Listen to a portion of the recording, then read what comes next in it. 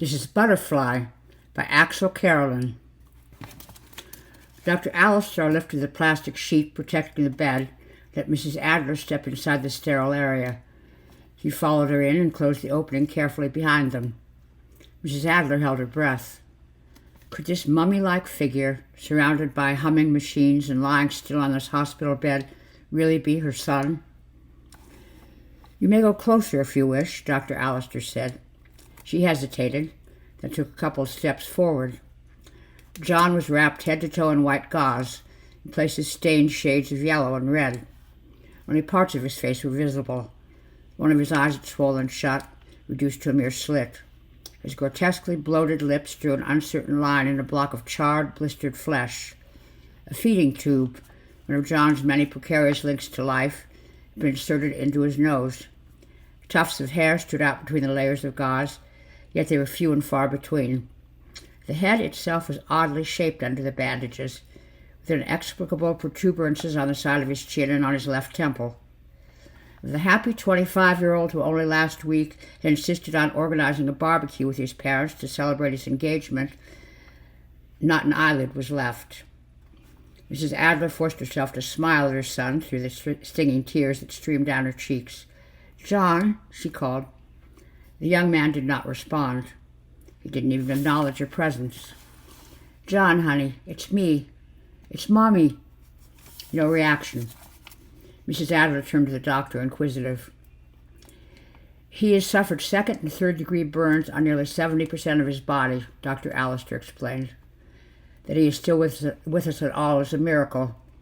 We're working very hard, but his brain has gone into shock." "What does that mean?" she asked. "He's in a very deep coma. I'm afraid the chances that he will someday emerge are extremely slim." "Are you saying he will never—" she began, but the last trace of hope had disappeared from her face, and tears choked her before she could utter the last words. Dr. Alistair looked down, uncomfortable. "I'm sorry," he said. From under the bandages, the world seemed miles away. John's skin prickled and stretched.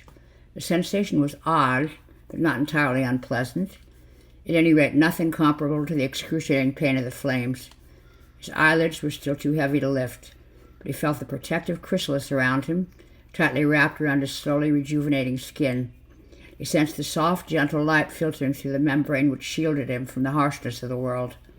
Sheltered, nurtured, he had nearly completed his transformation. Memories of his life up to this moment were hard to recall. His friends, family, even the fire itself seemed to have faded into the distance. His previous existence had to be forgotten for him to be reborn. He was waiting to emerge. He knew he had spent a long time lying there already, gestating inside his cocoon. Nature had worked its little miracle. It wouldn't be long now until his release. The doctor had already stepped out of the sterile area. Mrs. Adler, however, stayed inside and inched closer to her son, her knees touching the side of the bed. She leaned over her sleeping boy to give him a kiss. Just as her face brushed over his, tears slipping and crashing onto his cheek, she noticed the movement of his eyes. "John?" she tried again. No response. She called out, "Doctor!" Dr. Alistair stepped back inside and stood next to her. She pointed at John's fluttering lashes. His eyes moved in quick circular motions under the heavy eyelids. "Is he waking up? Is he trying to open his eyes?"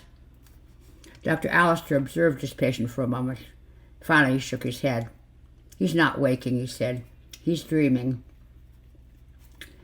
John's metamorphosis was nearly complete. He'd shed his old skin, lay discarded on the ground. Blood pulsated through his new, leaner, stronger body. He felt the overwhelming impulse to push himself out of the chrysalis. At long last, it was time to hatch. Wriggling, writhing, twisting around, he shed his bandages and heaved himself toward the chrysalis, which suddenly cracked open. Light came flooding in. He reveled in its warmth, half blinded after his long stay in the dark, yet opening his eyes as wide as he could.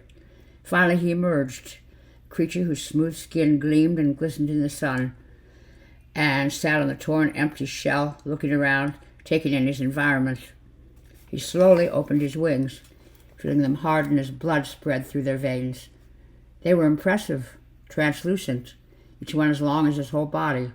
Sunlight streamed through them, painting rainbow colors on the floor. Never before had any butterfly looked so magnificent. He turned to the open window and flapped his wings a couple times. They responded perfectly. His body was light. He took off without any great effort. How wonderful to finally leave the ground. How liberating. He reached the window frame and glanced back at the burn victim on his deathbed in the little hospital room, the broken, useless, forever damaged remainders of his past existence. Machines beeped and alert around the lifeless body. Doctors and nurses rushed to his side, shouting instructions at each other. Outside the sterile area, a woman cried. John spread his wings outside the window and flew away.